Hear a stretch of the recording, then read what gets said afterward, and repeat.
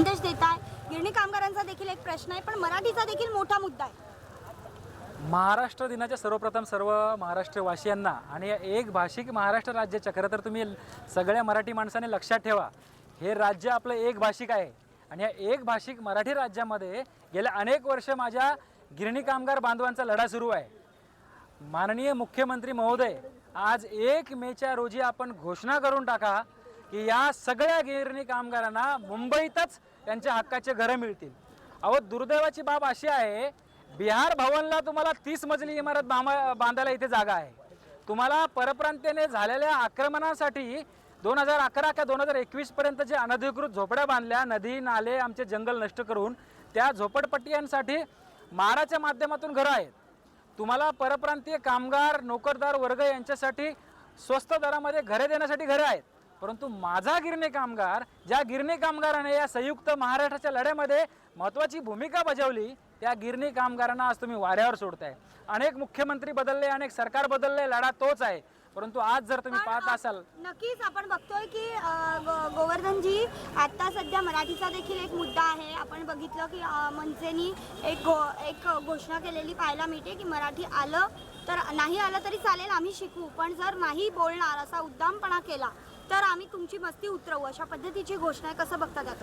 मुळात संघर्ष व्हायलाच नको. हे राज्य मराठी भाषिक आहे. इथे हे आमच्या राज्यामध्ये आलेच का?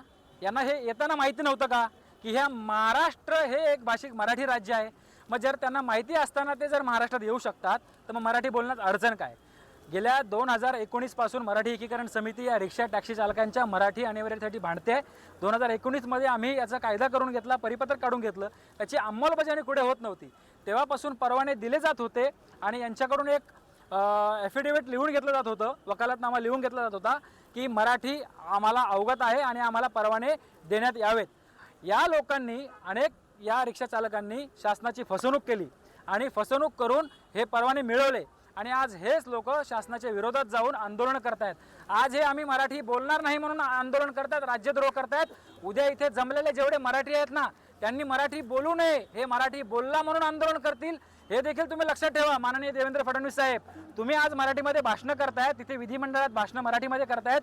उद्या हे विधिमंडळाच्या बाहेर आंदोलन करतील की विधिमंडळात मराठी भाषा नको म्हणून. हे लक्षात ठेवा. हा लढा इतका सोपा राहिला नाही आहे. आज हे आपल्या मानगुटीवर बसलेत आणि हे लढणारे कोण आहेत? हा राव कोण आहे? याला मराठी माणसाने मोठं केलं. या रावनी देशोधडीला लावली.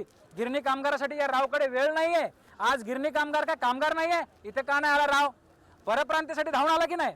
संजय निरुपम कामगारांची गोष्ट करतो, गिरणी कामगारासाठी का नाही बोलत? हे जे खोटे मुखवटे घालून हे समाजासमोर वागणारे आणि मराठी आणि परप्रांतीयामध्ये द्वेष निर्माण करणारे लोक, यांच्यावरती राज्यद्रोहाचा गुन्हा नोंद करावा अशी मी मागणी करतो. आणि माननीय परिवहन मंत्री प्रताप सरनाईक साहेब, आपण माघार घेऊ नये. आज 1 मे आहे, महाराष्ट्र दिन आहे. आजपासून आपल्या सगळ्या परिवहन अधिकाऱ्यांना सूचना द्याव्यात की सरसकट कारवाई झाली पाहिजे. माननीय मुख्यमंत्री महोदय, आपल्याला देखील विनंती आहे, माझ्या गिरणी कामगाराला देखील न्याय द्यावा, एवढंच बोलतो. नक्कीच सर, आपण